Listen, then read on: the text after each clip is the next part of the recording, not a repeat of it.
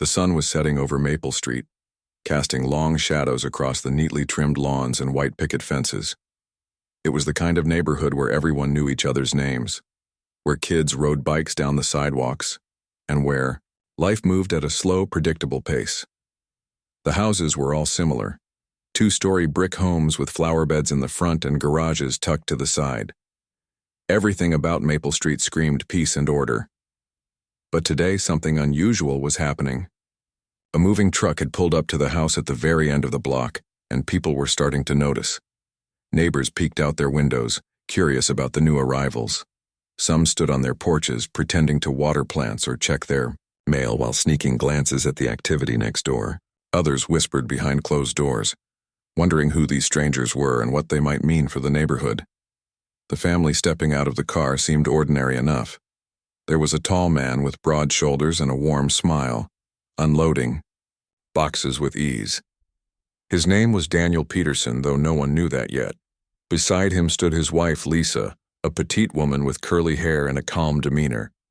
She held the hand of their younger child, a girl around 6 years old named Maya, while keeping an eye on their son, Marcus, who looked to be about 10. The kids darted around excitedly, exploring their new surroundings as their parents worked together to bring furniture inside. At first glance, there was nothing particularly remarkable about the Petersons. They looked like any other family settling into a new home.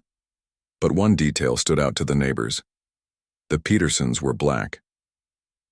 In a neighborhood where every face had been white for as long as anyone could remember, this fact alone sparked immediate reactions.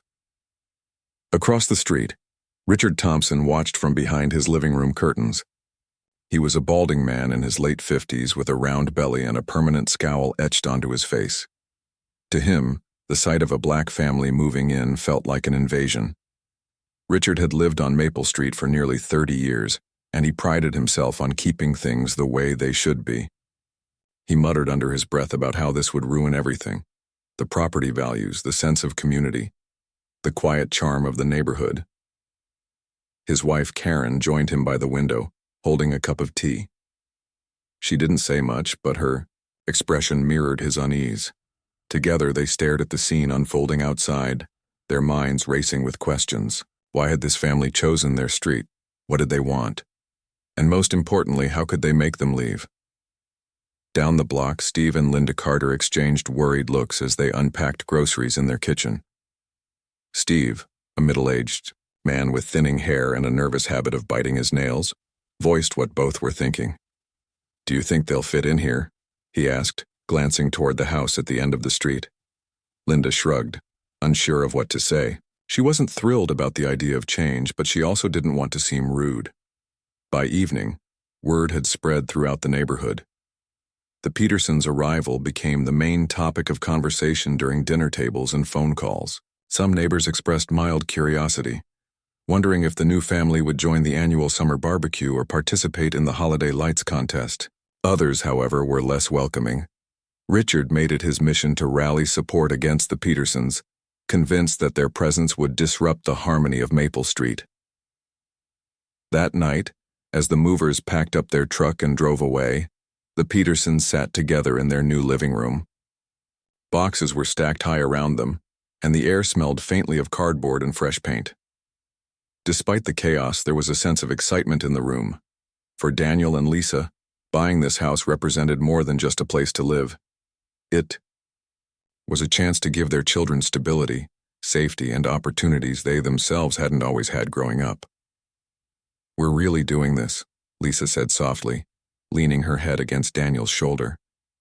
Her voice carried a mix of exhaustion and pride. Daniel nodded, smiling as he watched Marcus and Maya chase each other around the empty space. "Yeah, we are," he replied. "This is our fresh start." Neither of them noticed the pair of eyes, watching them from across the street. Richard stood hidden in the shadows of his porch, his arms crossed tightly over his chest. He couldn't shake the feeling that the Petersons didn't belong here, that their very existence threatened the world he'd worked so hard to build. As he turned to go back inside, he resolved to do whatever it took to protect his neighborhood. The next morning, the Petersons woke up early to begin unpacking. Daniel tackled the heavy lifting, carrying furniture upstairs while Lisa organized the kitchen. The kids helped too, sorting through toys and books with giggles and occasional arguments. By midday, the house already felt more like home. Meanwhile, Richard wasted no time putting his plan into action. He started by knocking on doors, sharing his concerns with anyone willing to listen. At first, his words were careful and measured. He talked about property values and keeping things nice without directly mentioning race. But as the day wore on, his tone grew sharper, his language more pointed. "These people don't understand our way of life," he told Steve and Linda when they reluctantly opened their door. "They'll attract trouble. You mark my words." Linda shifted uncomfortably, avoiding his gaze. Steve nodded along half-heartedly, though deep down he wasn't sure he agreed. Still, neither of them dared to challenge Richard outright. He had a way of making people feel small, of twisting their doubts into anger until they forgot why they'd hesitated in the first place. As the week went on, the tension between the Petersons and their neighbors became impossible to ignore. Anonymous notes began appearing in their mailbox, written in shaky handwriting. "You don't belong here," one read. "Leave before it's too late," warned another. Each message was signed only with a crude drawing of a skull and crossbones. Lisa tried not to let it bother her, but the constant reminders of hostility weighed heavily on her mind. One evening, after finding yet another hateful note, she broke down in tears. Daniel wrapped his arms around her, promising that things would get better. "We've faced worse," he reminded her gently. "And we've always come out stronger." Despite the challenges, the Petersons refused to back down. They continued unpacking, decorating, and making plans for their future on Maple Street. They attended a local church service on Sunday, hoping to introduce themselves and connect with the community. But even there, they were met with icy stares and whispered comments. One afternoon, Lisa decided to take a walk with Maya, determined to show her daughter that fear shouldn't dictate their lives. As they strolled down the sidewalk, Lisa smiled warmly at anyone who passed by, offering polite greetings. Most people ignored her, hurrying past as if afraid to catch her attention. But a few responded, their voices hesitant but sincere. "Welcome to the neighborhood," one elderly woman said, pausing to pat Maya's head. "I'm Margaret. If you ever need anything, don't hesitate to ask." Though small, moments like these gave Lisa hope. Not everyone shared Richard's views, she realized. Some people were simply scared of change, unsure of how to react. Maybe, with time, they could learn to coexist. Back at home, Daniel received a call from his lawyer confirming that all the paperwork for the properties he'd purchased was finalized. The news brought a satisfied grin to his face. He hadn't intended to use his ownership as leverage, not yet anyway. But knowing he had options gave him confidence. If push came to shove, the Petersons wouldn't be the ones forced to leave. For now, though, they focused on building a life in their new home. The kids enrolled in school, where teachers greeted them warmly despite a few awkward moments with classmates. Lisa joined a local book club, surprising herself by enjoying the lively discussions. And Daniel threw himself into work, traveling, frequently but always returning to the comfort of his family. Little did they know their battle was only beginning. Across the street, Richard plotted his next move, unwilling to accept defeat. But for the Petersons, resilience wasn't just a choice, it was a way of life. And as long as they stood united, they knew they could overcome anything Maple Street threw their way. The days turned into weeks, and life on Maple Street began to settle into a new rhythm, or so it seemed. The Petersons were slowly unpacking the last of their belongings, turning their house into a home. Daniel spent his evenings assembling furniture in the living room while Lisa hung up framed photos of their family on the walls. Marcus had already claimed the biggest bedroom upstairs, decorating it with posters of his favorite basketball players. Maya, on the other hand, filled her room with stuffed animals and colorful drawings she'd made herself. Despite their efforts to blend in, the Petersons couldn't ignore the growing tension around them. It started subtly, almost imperceptibly. One morning, Lisa found a welcome basket sitting on their front porch. At first, she smiled, thinking someone had taken the time to greet them properly. But when she opened it, her heart sank. The bread was stale, the fruit rotten, and the note inside read, "Maybe you should reconsider your choice." Lisa set the basket aside without saying a word to Daniel. She didn't want to upset him or ruin the calm they were trying so hard to maintain. Instead, she threw the spoiled food away and focused on making breakfast for the kids. Still, the gesture left a bitter taste in her mouth. Who would do something like that, and why? Across the street, Richard Thompson watched from behind his curtains as Lisa carried the basket inside. He smirked to himself, pleased that his plan was working. Earlier that week, he had convinced Karen to put together the basket, filling it with items past their expiration date. "It's just a little nudge," he told her. "They'll get the message soon enough." But Richard wasn't satisfied with small acts of sabotage. He wanted to escalate things, to make the Petersons feel unwelcome in every possible way. That same afternoon, he called Steve Carter and invited him over for coffee. When Steve arrived, Richard wasted no time getting to the point. "We need to do more," Richard said, pacing back and forth in his living room. "These people aren't going anywhere unless we push harder." Steve shifted uncomfortably in his chair. He wasn't sure he agreed with Richard's methods, but he also didn't want to argue. "What exactly do you have in mind?" he asked cautiously. Richard leaned forward, his eyes narrowing. "Noise complaints, code violations, anything we can think of to make their lives miserable. If they think this is a hostile environment, they'll leave on their own." Steve nodded reluctantly, though guilt gnawed at him. He knew Richard's intentions weren't entirely innocent, but he didn't know how to stop him either. After finishing his coffee, Steve left, promising to think about it. Meanwhile, the Petersons continued their routine, unaware of the plans being made against them. Lisa decided to take a walk around the block later that day, hoping to introduce herself to some of the neighbors. She dressed casually, pulling her curly hair into a ponytail and slipping on a pair of sneakers. As she stepped outside, she noticed a few people watching her from their windows. Some waved briefly before pulling their curtains shut, while others simply stared. Undeterred, Lisa approached the nearest house and knocked on the door. A young woman answered, holding a baby in her arms. Her name was Emily, and she seemed friendly enough at first. They exchanged pleasantries, and Emily even complimented Lisa on her garden. But when Lisa mentioned her husband and children, Emily's smile faltered slightly. She muttered something about needing to feed the baby and quickly closed the door. Lisa sighed, feeling the sting of rejection. She tried again at the next house, then the one after that, but the results were the same. People were polite but distant, their smiles forced and their conversations brief. By the time she returned home, Lisa felt drained. She sat on the porch steps, staring at the neatly trimmed lawns and wondering if they'd ever truly belong here. That night, Daniel noticed the sadness in his wife's eyes. "What's wrong?" he asked, sitting beside her. Lisa hesitated, unsure of how much to share. Finally, she told him about her walk and the cold reception she'd received. Daniel listened, quietly, his jaw tightening with each word. When she finished, he pulled her close, offering comfort. "I'm sorry you had to go through that," he said softly. "But we're not giving up. This is our home now, and we're going to fight for it." His words gave Lisa strength, but the challenges kept coming. A few days later, someone spray-painted racial slurs on the side of their garage. Daniel discovered the graffiti early in the morning as he headed out to work. His stomach churned at the sight, but he refused to let anger consume him. Instead, he called the police and filed a report.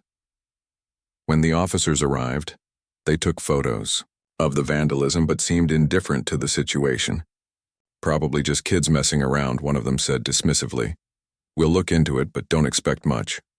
Daniel clenched his fists, frustrated by their lack of concern. Still, he thanked them and waited until they drove away, before turning to Lisa. Together, they grabbed buckets, soap, and scrub brushes and began cleaning the wall themselves. Marcus and Maya joined in too, determined to help however they could. As they worked, passers-by slowed down to watch. Some looked sympathetic, shaking their heads at the hateful words scrawled across the garage. Others glanced away, embarrassed or ashamed. One elderly man stopped his car and got out, introducing himself as Mr. Harris. He lived 2 streets over and had heard about the incident. "This shouldn't happen in any neighborhood," he said firmly, handing Daniel a roll of paper towels. "If you need anything, let me know." Daniel accepted the gesture gratefully, touched by the unexpected kindness. For every act of cruelty there seemed to be a glimmer of hope, a reminder that not everyone shared Richard's views. Back at his house, Richard fumed as he watched the Petersons clean up the graffiti. He hadn't expected them to handle the situation so calmly. In his mind, they should have been angry, scared, ready to pack their bags and leave. Instead, they stood tall, refusing to let hatred win. "They're tougher than I thought," Richard muttered to Karen, who was busy folding laundry in the kitchen. Karen paused, looking up at him. "Maybe we should leave them alone," she suggested timidly. "They haven't done anything wrong." Richard scoffed. "You don't understand. If we don't act now, they'll bring more people like them. Before you know it, this whole neighborhood will change." Karen didn't respond. She knew better than to argue with Richard when he was in this mood. But deep down, she wondered if he was wrong. The Petersons seemed like decent people, working hard to build a life for their family. Was it really fair to treat them this way? The following weekend, Richard organized a secret meeting with a few trusted neighbors. He invited Steve and Linda Carter, along with another couple named Bill and Patricia Moore. They gathered in his basement, sipping coffee and nibbling on store-bought cookies as Richard laid out his plan. "We can't let them win," Richard declared, pacing back and forth. "This is our neighborhood, and we have to protect it." Bill raised an eyebrow. "What exactly are you proposing?" Richard hesitated, choosing his words carefully. "I've been doing some digging," he admitted. "There's talk that the Petersons own more than just their house, maybe even multiple properties on this block." The room fell silent as everyone processed the information. Linda spoke first, her voice tinged with disbelief. "Are you serious? How could they afford that?" Richard shrugged. "I don't know the details, but if it's true, we're in trouble. We need to find out for sure." The idea sent a chill through the group. If the Petersons really did own multiple houses, they held all the power. They could evict anyone they wanted, reshape the neighborhood however they pleased. The thought terrified Richard and his allies, fueling their determination to drive the family away. After the meeting, Richard decided to investigate further.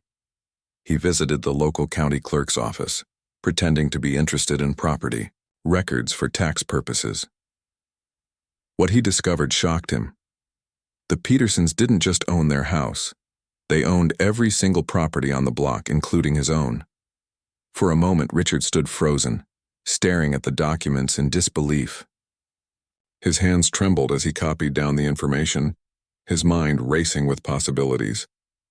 How had they managed to pull this off? Why hadn't anyone noticed sooner? By the time he returned home, Richard's anger had turned to panic. He called an emergency meeting with the same group, sharing the news in hushed tones. The revelation spread like wildfire, leaving everyone reeling. "They've got us trapped," Steve whispered, running a hand through his thinning hair. "What are we supposed to do now?" No one had an answer. For the first time, Richard felt truly powerless. The Petersons weren't just neighbors, they were landlords holding the keys to everyone's future. And if they chose to retaliate, there was nothing anyone could do to stop them. Unaware of the chaos brewing across the street, the Petersons went about their lives, focusing on building a brighter future for their family. They attended church, services, joined community events, and supported local businesses. Slowly but surely, they began to win over a few hearts, proving that kindness and resilience could overcome even the deepest prejudices. But the battle was far from over. Richard and his allies weren't ready to give up, and the Petersons knew it. As long as hostility lingered in the air, they would remain vigilant, standing firm in their decision to stay. Maple Street was their home now, and they weren't going anywhere. The discovery that the Petersons owned every house on Maple Street sent shockwaves through the neighborhood. Richard Thompson couldn't sleep that night, his mind racing with questions and fears. How had this happened? Why would someone buy an entire block of houses? And what did it mean for him and his neighbors? The more he thought about it, the angrier he became. He felt betrayed, as if the ground beneath his feet had shifted without warning. The next morning, Richard called another meeting with his inner circle, Steve and Linda Carter, Bill and Patricia Moore, and a few others who shared his concerns. They gathered in the basement of Richard's house, sitting around a folding table littered with coffee cups and crumpled napkins. The air was heavy with tension, and no one spoke until Richard broke the silence. "I don't know how they did it," he began, pacing back and forth like a caged animal. "But those people own every single house on this block, including mine." The room erupted into murmurs of disbelief. Linda leaned forward, her face pale. "Are you sure?" she asked, her voice trembling. "How is that even possible?" Richard nodded grimly. "I checked the records myself. It's all legal. Every property, from the first house to the last, is under their name." Bill let out a low whistle, shaking his head. "This changes everything," he muttered. "If they wanted to, they could kick us out tomorrow." Patricia, usually quiet during these meetings, spoke up hesitantly. "Do you think they'll do that? Evict us, I mean?" No one had an answer. The idea of being forced to leave their homes filled them with dread. For years they had taken pride in their neighborhood, investing time and money into maintaining its charm. Now they realized how fragile their sense of security really was. "We can't just sit here and wait for them to make a move," Steve said finally, slamming his fist on the table. "We need to talk to them, find out what they want." Richard stopped pacing, his eyes narrowing. "Talk to them?" he echoed, his voice dripping with sarcasm. "You think they're going to tell us the truth? They've been playing us from the start." "But what choice do we have?" Linda interjected, her voice rising slightly. "If they decide to sell the houses or raise the rent, we'll be stuck. At least if we approach them directly, we might learn something useful." After much debate, the group reluctantly agreed to confront the Petersons. They decided to invite them over for dinner under the guise of friendship, hoping to suss out their intentions. Richard volunteered to host, though the thought of having Daniel and Lisa in his home made his stomach churn. Meanwhile, the Petersons remained unaware of the storm brewing around them. Life continued as usual. Daniel worked long hours at his tech startup, while Lisa balanced her job at the hospital with caring for Marcus and Maya. The kids were settling into school, making friends despite a few awkward moments. Slowly but surely, the family was finding their place in the community. One afternoon, as Lisa watered the flowers in their front yard, Richard approached her nervously. He forced a smile, clutching a plate of cookies wrapped in plastic wrap. "Hi, Lisa," he said, his voice overly cheerful. "I just wanted to welcome you officially to the neighborhood." Lisa paused, surprised by the unexpected visit. She returned his smile politely, though she couldn't shake the feeling that something was off. "Thank you," she replied, setting down the watering can. "That's very kind of you." Richard cleared his throat, shifting uncomfortably.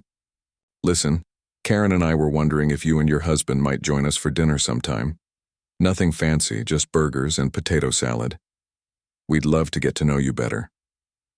Lisa hesitated, unsure of whether to accept. On one hand, it seemed like an olive branch, a chance to break down barriers and build bridges. On the other hand, she couldn't ignore the hostility they'd faced since moving in. Still, she didn't want to appear rude. "That sounds nice," she said. "Finally.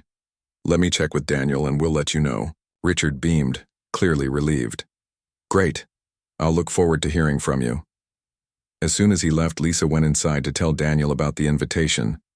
He listened quietly, his expression unreadable. When she finished, he sighed, running, a hand through his hair.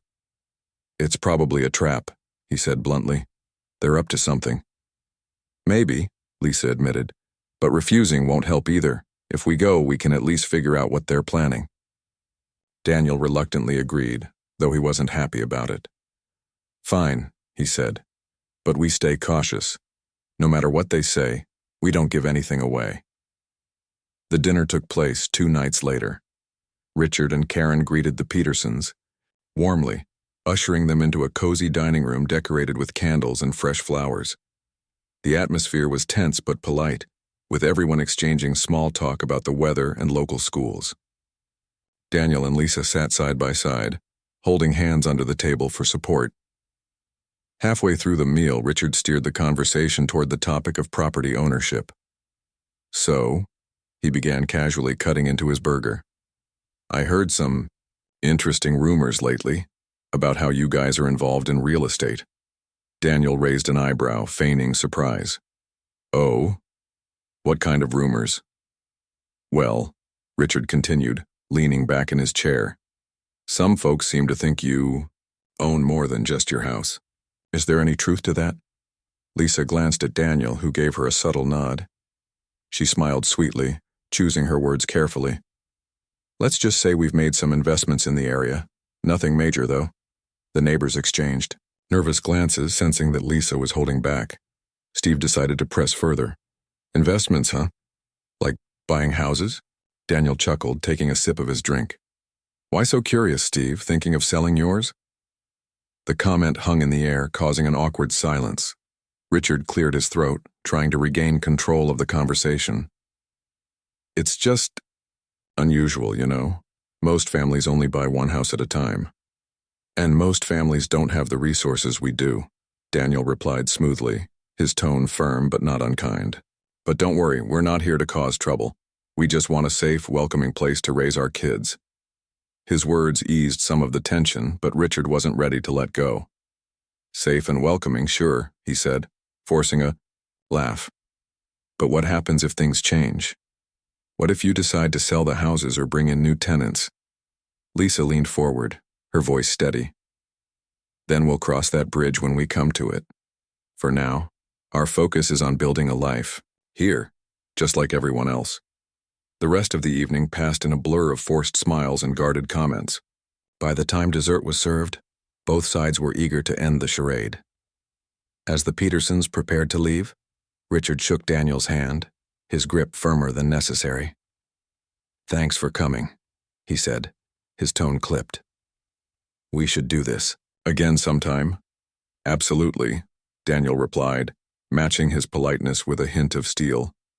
"Good night, everyone." Back at home, the Petersons sat together in the living room, replaying the events of the evening. Lisa sighed, rubbing her temples. "Well, that was exhausting." Daniel nodded, his jaw tight. "They know, or at least, they suspect. That's why they invited us, to find out what we're planning." "What are we planning?" Lisa asked softly, looking at him. "Do we use our ownership to push back? To teach them a lesson?" For a moment, Daniel didn't answer. He stared at the floor, weighing their options. Finally, he looked up, his expression resolute. "No," he said firmly. "We're not stooping to their level. This neighborhood belongs to us, yes, but it also belongs to the people who live here, the ones willing to change, to grow. We'll keep fighting for respect, but we won't weaponize our power unless we have to." Lisa smiled, reaching for his hand. "I'm proud of you," she said. "And I agree. Let's focus on building bridges instead of burning them." As the days passed, word spread among the neighbors about the Petersons' true ownership of the block. Some, like Linda Carter, began reaching out privately to apologize for their earlier behavior. Others, like Richard and Karen, doubled down on their resentment, determined to turn the rest of the street against the family. Despite the mounting pressure, the Petersons refused to back down. They threw themselves into community activities, hosting barbecues and attending school events. Their presence became a constant reminder that change was inevitable, and that resistance would only delay the inevitable. Unbeknownst to Richard and his allies, their attempts to drive the Petersons away had backfired spectacularly. Instead of leaving, the family had dug in deeper, proving that strength and resilience could overcome even the deepest prejudices. The battle for Maple Street was far from over, but the tide was slowly beginning to turn. The days following the awkward dinner at Richard's house brought a strange mix of tension and quiet reflection to Maple Street. The neighbors were divided, unsure of how to proceed. Some, like Linda Carter, felt guilty about their earlier hostility and began reaching out to the Petersons in small but meaningful ways. Others, like Richard and Karen Thompson, remained stubbornly resistant, determined to maintain control over what they saw as their neighborhood. For the Petersons, life continued much as it had before, busy, chaotic, and filled with moments of both joy and frustration. Daniel worked long hours, often returning home late in the evening after meetings or business calls. Lisa juggled her shifts at the hospital with caring for Marcus and Maya, ensuring they adjusted well to their new school and friends. Despite the challenges they faced, the family remained united, drawing strength from each other and their shared belief that they deserved a place where they could belong. But the knowledge that the Petersons owned every house on the block weighed heavily on everyone's minds. For Richard and his closest allies, it was a constant source of anxiety. They couldn't shake the feeling that their lives were now in someone else's hands. Every interaction with the Petersons felt loaded with unspoken questions. Would they raise rents, sell the houses to unfamiliar buyers, or worse, evict them entirely? Richard tried to rally support among the neighbors, organizing informal gatherings where he could voice his fears and frustrations. "We can't let them win," he declared during one such meeting, pacing back and forth in Steve Carter's garage. "If we don't stand up for ourselves, we'll lose everything." Steve nodded hesitantly, though his heart wasn't fully in it anymore. Over the past few weeks, he'd started questioning whether Richard's plan was truly the right path. Linda had been quietly urging him to reconsider, pointing out that the Petersons hadn't done anything wrong. In fact, if anything, they seemed like decent people who simply wanted to live peacefully. "We've already pushed them too far," Steve admitted reluctantly, rubbing the back of his neck. "Maybe it's time to back off." Richard stopped, pacing, glaring at Steve. "Back off? Are you serious? After everything we've done, you want to roll over and give up?" "It's not about giving up," Linda interjected gently, stepping forward. "It's about doing the right thing. If we keep fighting them, we're only proving their point, that we're afraid of change." Her words sparked murmurs of agreement among the group. Even Bill Moore, usually one of Richard's strongest supporters, seemed uncertain. "She's got a point," he said slowly. "Maybe we should focus on making things better instead of worse."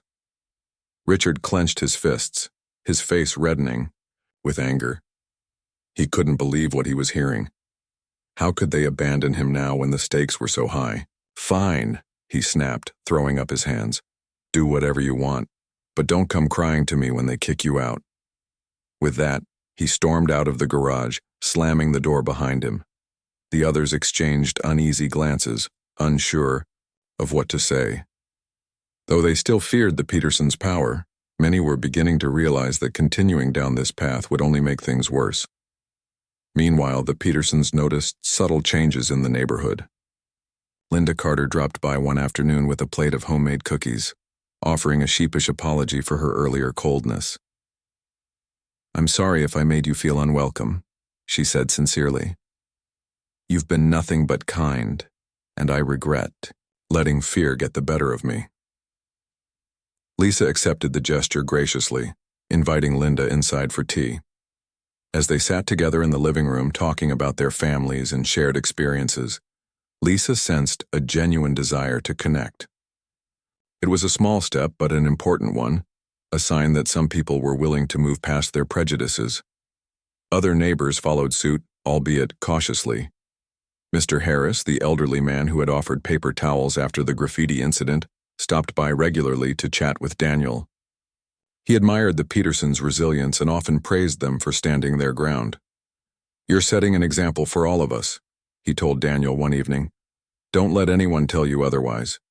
Even Emily, the young mother who had initially dismissed Lisa during her walk around the block, reached out with a handwritten note expressing regret. "I was wrong to judge you," she wrote. "Please forgive me." These gestures didn't erase the pain of the past, but they gave the Petersons hope. Change, they realized, wouldn't happen overnight. It would take time, patience, and a willingness to listen. And while not everyone was ready to embrace them yet, the cracks in the wall of resistance were starting to show. Despite these positive developments, Richard refused to give up. He saw the softening attitudes among his neighbors as a betrayal, a sign that they were losing sight of what mattered most, the preservation of their way of life. Desperate to regain control, he devised a new plan, a petition to challenge the legality of the Petersons' property purchases. They can't just buy up an entire block without consequences, he argued to anyone who would listen.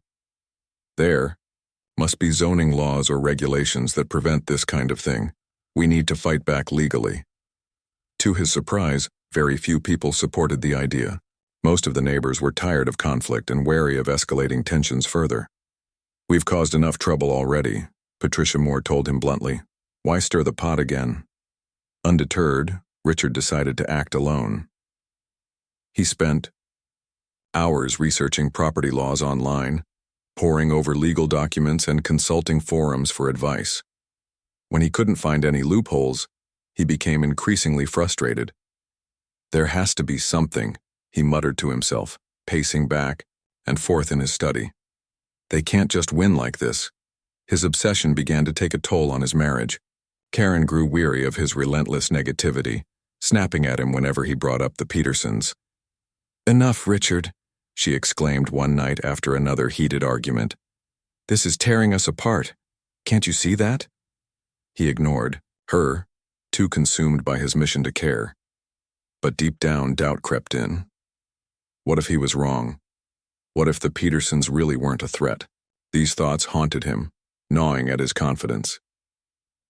One Saturday morning, Daniel received a phone call from his lawyer, confirming that all the titles and deeds were completely legitimate.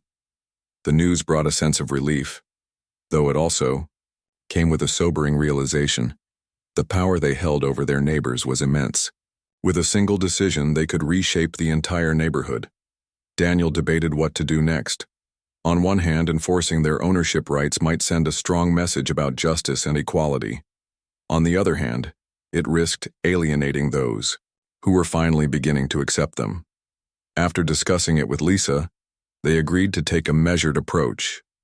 They wouldn't use their leverage unless absolutely necessary, but they also wouldn't hesitate to defend themselves if provoked.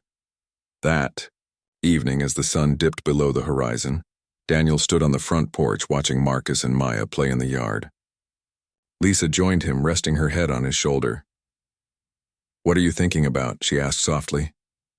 "Everything," he replied, sighing. "The good, the bad, the ugly. This place isn't perfect, but it's ours now. And maybe, just maybe, we can make it better, not just for us, but for everyone." Lisa smiled, squeezing his hand. "We will, together." As October rolled around, the air grew crisp, and the trees lining Maple Street turned shades of gold and red. The Petersons hosted a small gathering in their backyard, inviting anyone who wanted to come.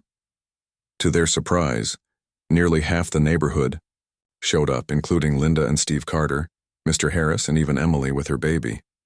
There were no grand speeches or dramatic confrontations, just laughter, music, and the smell of grilled food wafting through the cool autumn air. For the first time since moving in, the Petersons felt a flicker of belonging, a sense that they might actually have a future here. Across the street, Richard watched from behind his curtains, seething with frustration. He couldn't understand why the others had given in so easily. Didn't they see that the Petersons' presence changed everything? Yet as he looked closer, he noticed something unexpected. The smiles on their faces, the ease with which they mingled. For the briefest moment, he wondered if he'd been wrong all along, but pride kept him rooted in his beliefs. Instead of joining the party, he retreated to his study, shutting the world out once again. The battle for Maple Street wasn't over. Not yet, but for the first time it felt like the tide was turning. The days grew shorter as autumn deepened, and the crisp air carried a sense of change, not just in the weather, but in the mood of Maple Street. The Petersons' backyard gathering had left a lasting impression on many of the neighbors. For some, it was the first time they'd seen the family not as outsiders or threats, but as people. Parents trying to raise their kids, friends eager to connect, and members of the community who genuinely cared about making things better. Linda Carter found herself thinking about the evening often. She had arrived at the party hesitantly, unsure of how she'd be received, but the warmth and hospitality of the Petersons quickly put her at ease. They didn't bring up the past or hold grudges. Instead, they laughed, shared stories, and made everyone feel welcome. Linda realized that Daniel and Lisa weren't looking for revenge. They simply wanted to live peacefully. Her husband, Steve, noticed the shift in her attitude. Gone were the anxious glances toward the end of the block and the whispered conversations about what to do next. In their place was a quiet determination to move forward, to focus on kindness rather than fear. One afternoon, as they sat together on their porch sipping coffee, Linda turned to him with a thoughtful expression. "We've been so focused on protecting what we have," she said softly. "But maybe we should spend more time building something better." Steve nodded, staring out at the street. "You're right. It's not about keeping things the way they are. It's about making them better for everyone." Their conversation marked a turning point. Slowly but surely, Linda and Steve began reaching out to others, encouraging them to let go of old prejudices and embrace the possibility of change. Their efforts weren't always met with enthusiasm. Some neighbors still clung to Richard's views, but even small acts of courage helped chip away at the wall of resistance. Richard, however, remained unmoved. He saw the growing acceptance of the Petersons as a betrayal, a sign that his neighbors were abandoning him when he needed them most. His frustration boiled over during a tense phone call with Bill Moore. "They're brainwashing everyone," Richard exclaimed, his voice sharp with anger. "Can't you see what's happening? First they buy the houses, then they throw a party to win people over. Next thing you know, they'll be running this whole neighborhood." Bill sighed, rubbing his temples. He had grown tired of Richard's paranoia and refused to engage in another argument. "Look, Richard," he said firmly, "I get that you're upset, but fighting isn't going to fix anything. Maybe it's time to accept that things are different now." The line went silent for a moment before Richard replied, his tone icy. "Fine, do whatever you want.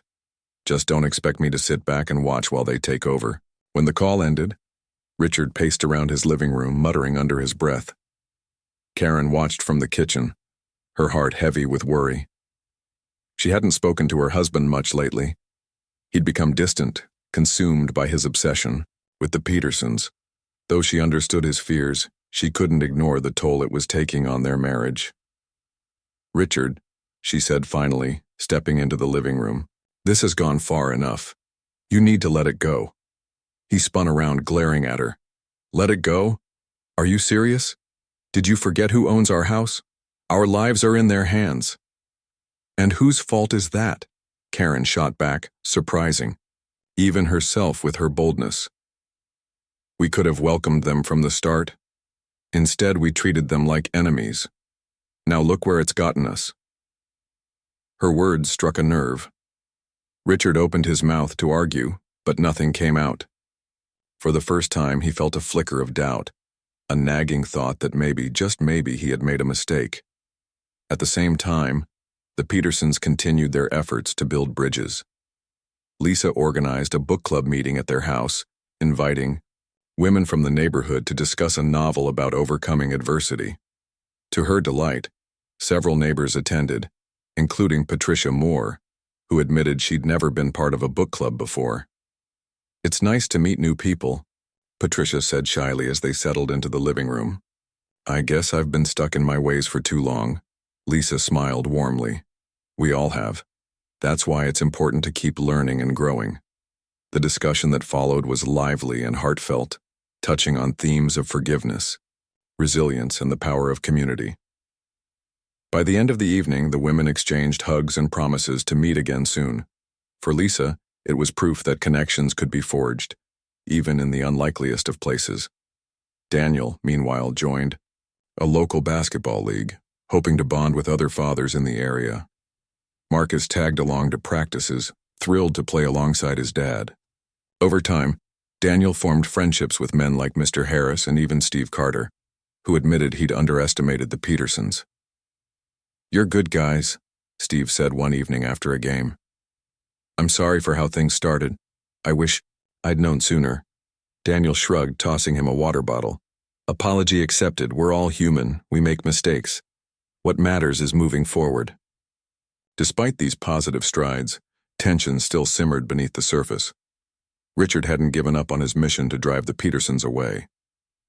Late one night, he sneaked out of his house and spray-painted another racial slur on their garage door. This time, though, he wasn't careful. A security camera caught him in the act, recording every detail. When Daniel reviewed the footage the next morning, his blood ran cold. He called the police immediately, showing them the video. Officers arrived within minutes, handcuffing Richard as he stood frozen in shock. Karen watched from the window, tears streaming down her face. "This isn't fair," Richard shouted as he was led to the patrol car. "They're lying, framing me." No one believed him. The evidence was undeniable. As the news spread through the neighborhood, reactions varied.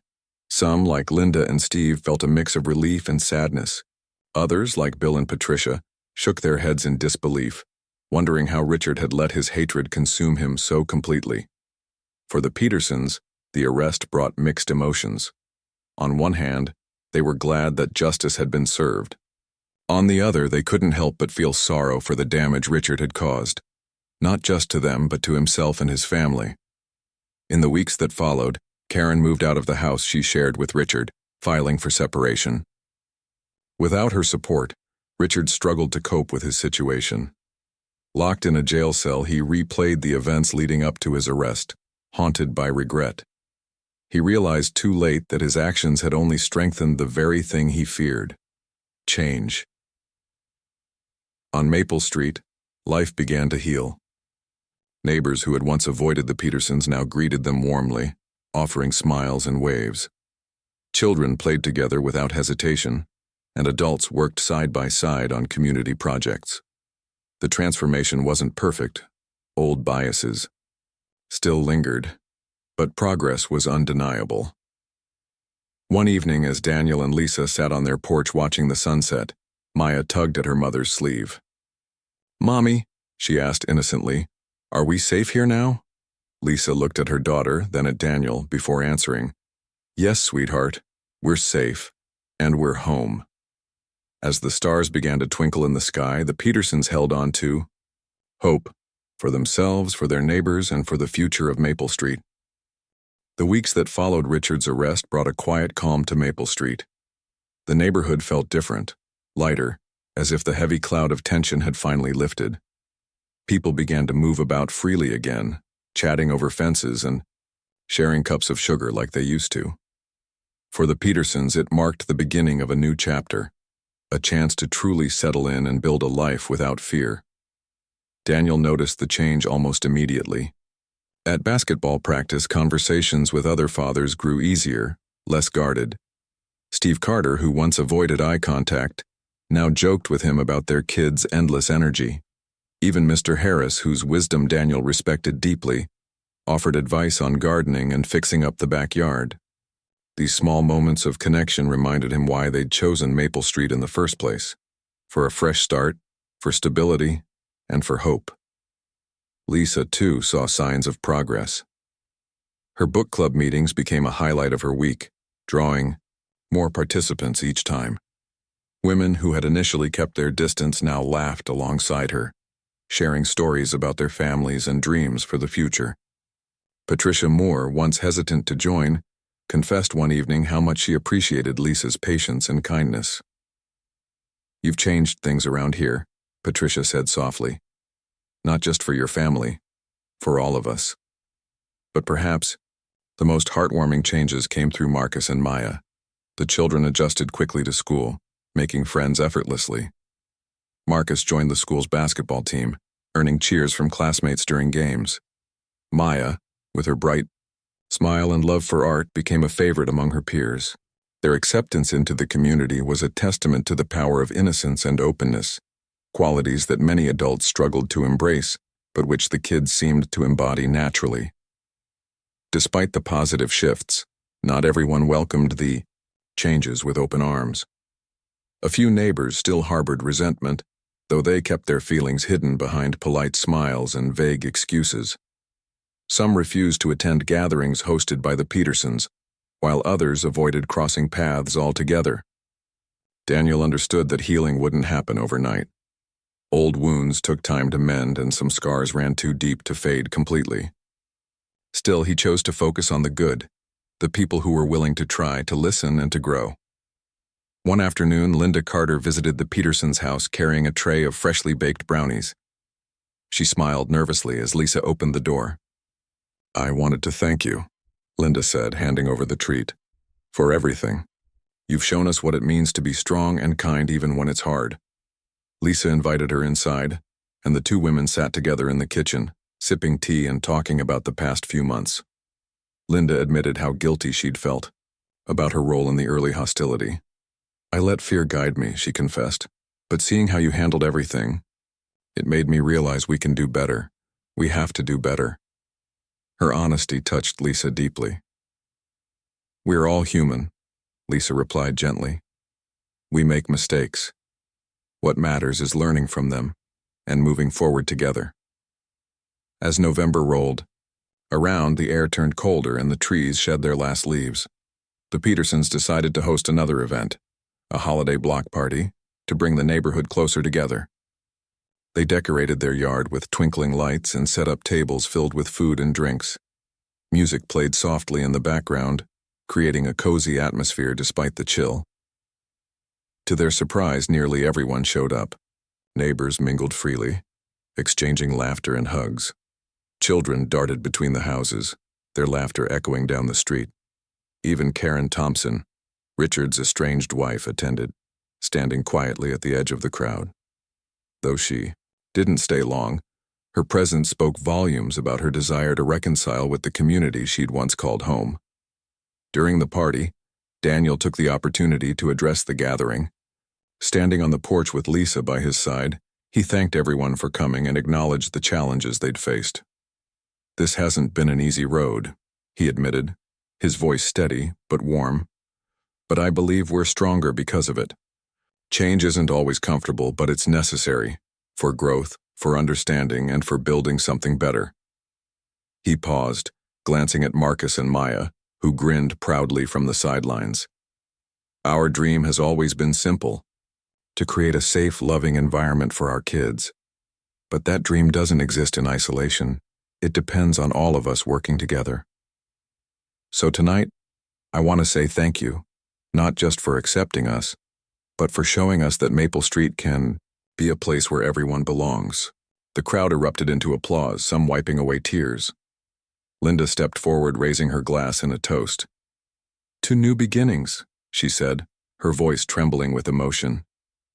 "And to the Petersons for reminding us what really matters."